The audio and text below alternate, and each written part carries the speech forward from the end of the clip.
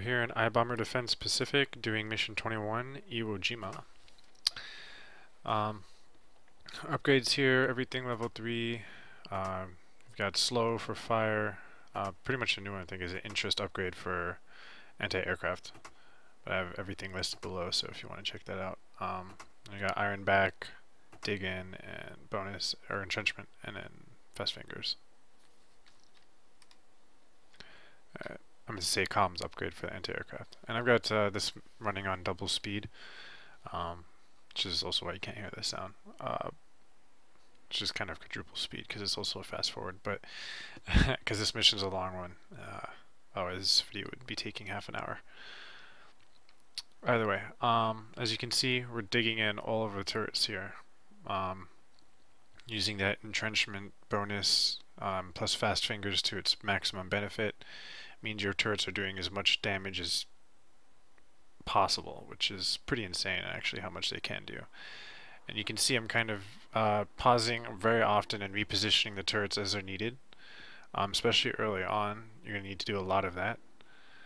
And I'm also trying to use the machine gun turrets to destroy nearby crates whenever possible, repositioning to shoot the crate when they're free, and then or at least the one that I've built already in the center. Anyways, also you can see I'm adding flame turrets to each of the 4 little, well, I've added 2 so far, but I'll be adding 2 more to the spots where the waves come in. And they're going to be kind of early fire points, or fire bases. A lot of our defense is going to be focused in different areas, kind of spread out a little bit into several distinct groups, and you'll see more of that as things start to develop.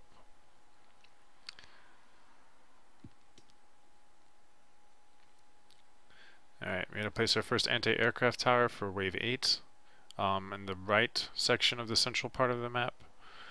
We've added a second machine gun turret to our central defenses, and we added another AA wave tower in preparation for wave 10 on the opposite side, because the 2 air paths come from 2 very different locations and they don't really converge at all, which is kind of a problem for this mission and necessitates us having to have the 2 AA cannons spread out like that early on.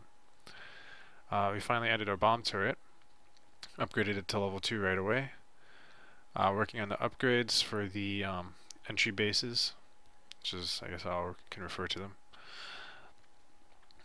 Adding a flamer for one of the ones that doesn't have it yet. And then repositioning the machine guns when it's clear that the units have gotten past. So just a lot of micromanagement. And this is the first mission that really requires this much, and the last mission after this is going to be very much the same. Just a lot of micro to get through. And it's pretty much necessary. You can't just go about placing turrets without digging them in these last 2 levels. Doesn't seem to be enough firepower you can grab together to do so. Either way, as you can see, I'm starting to add rocket turrets now to the 2 plateaus. Well, the one on the right first, and I'll later be doing the one to the left. These are going to be our rocket bases, positioned down the oncoming pass in order to do heavy damage to all the approaching enemy units. And they can actually hit units that are still off screen, so keep that in mind. You're not losing any range if the fire arc goes out. At least it would seem as that they're still useful nonetheless. It's kind of hard to tell. Alright, so we got 1 on each side. I'm just repositioning each one as needed. And we can even use them to shoot up the crates, since our bombs are best saved for any possible leaks. Although we can occasionally use one here and there. Alright, now we're adding comms to the rocket bases. We've also upgraded both current rockets to level 3, and we'll be adding another pair very soon. I got an extra bomb, so I go ahead and target the supply crate with a rocket turret, and the bomb quickly destroys it.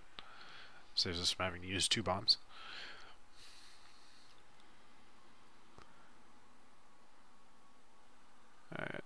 deciding what to do. Need to upgrade the AA on the left there, and reposition our rocket turret, because I'm adding another one to the right side there. And you can see we're starting to kill the enemies before they even get to the central part of the map, which is exactly how we want it. You don't want too much burden being placed in the center.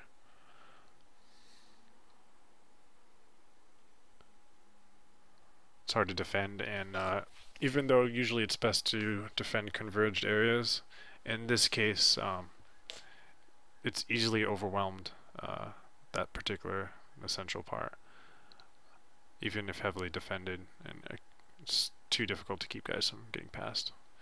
Looks like air unit was too strong, and I had to make sure I upgrade the AA at the beginning of wave 20 for the right side. So as you can see, I had to use one of my rebinds because one of the planes made it past, even though I upgraded during the wave. Too many had gotten too far in. It's very careful funds management, and like I said, digging in.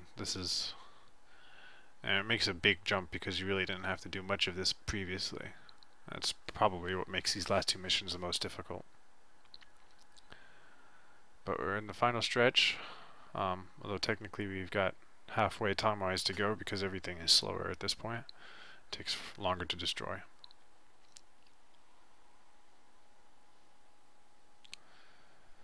And also more preparation. Because as things get tougher, it requires more positioning. Like you've got these fast tanks, which are a real pain. Oh, got through before I could even drop the bomb on it, which kind of blows. Alright, so we're upgrading. The rocket turret's going to try to spend the funds to make sure that doesn't happen again. You gotta be very careful when I've already used one rewind. And just to let you know also, in case you've gotten frustrated by this mission, this is probably my I've done over at least 10 recordings that have failed of this mission. It took me about 5 hours to get this.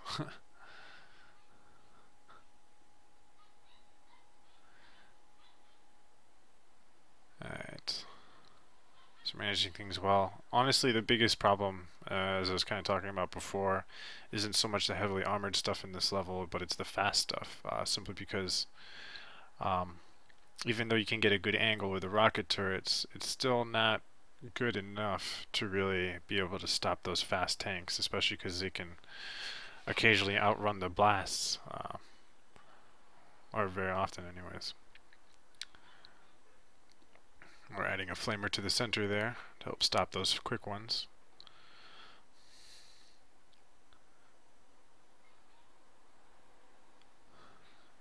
And unless a rocket turret's at level 4, it's really not going to do a very good job of hitting those fast ones either. Because the lower levels don't fire enough rockets to overcome the evasion of those little fast tanks. And as you can see, just being very careful. Used a bomb to save myself from one of those leaks.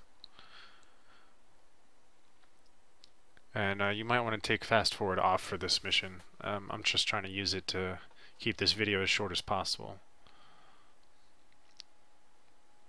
But it definitely makes things harder, especially with these fast vehicles, and if you need to drop a bomb to save yourself. And also, I should mention before, although you didn't see the notification come up, the hidden target is the shack that is to the bottom left, right next to the machine gun and flamer. You can see it's burning now, and also next to the bomb icon, as opposed to the larger shack in the top right that is not the hidden target. I had already found it in a previous playthrough, but unfortunately that recording failed, so I couldn't show you the little unlock. But point being, that is your hidden target, and the tricky thing about it, as you see, we just saved ourselves from another leak. I'm kind of starting to build up more in the center, because mainly again to deal with those fast tanks, because they're just starting to get through too often with the rocket turrets, and there's not a whole lot we can do to stop that. And it's better to place like the cannons and such in the center, because they'll be leaking from all sides, and easier to place a couple cannons in the center than 4 cannons, one in each of the entry spots. Oh, but I was mentioning earlier, dropping a bomb on the hidden target, you gotta be very careful. Make sure you place or drop the bomb towards where the gray area is, so you're not hitting the ammunition depots, which is our secondary objective. Another thing, which I should have mentioned earlier, though it's a little bit late now, but a big part of turret placement in this level is protecting those ammo depots. They can easily get destroyed not only by the enemy, but by your own rocket turrets. As you can see, I kind of placed them very carefully to avoid shooting the ammo dumps, and it only takes one misfired round of rockets to completely take out one of those ammo crates. And you need, I think you can lose at most 2. But if you lose 2 and one of the last 3 takes some damage, you can end up failing. It's a very touchy secondary objective. But yeah, that's also another reason why you need to focus so much defenses on the outside rather than the center. Because if you focus on the center, you're also not shielding those ammo crates very well. And a big part of also shielding the crates is just not letting the enemy get that close, and preferably preventing them from even getting past the crates at all, because a lot of times they'll shoot the crates even if you have a bunch of turrets around. As you can see, I'm being very careful about my repositioning of the rocket launchers, trying to avoid shooting too close to those crates.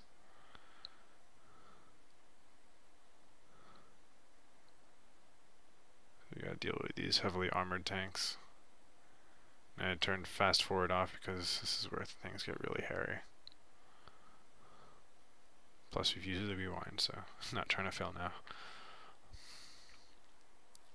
Kind of had to reposition everything. We just barely passed through.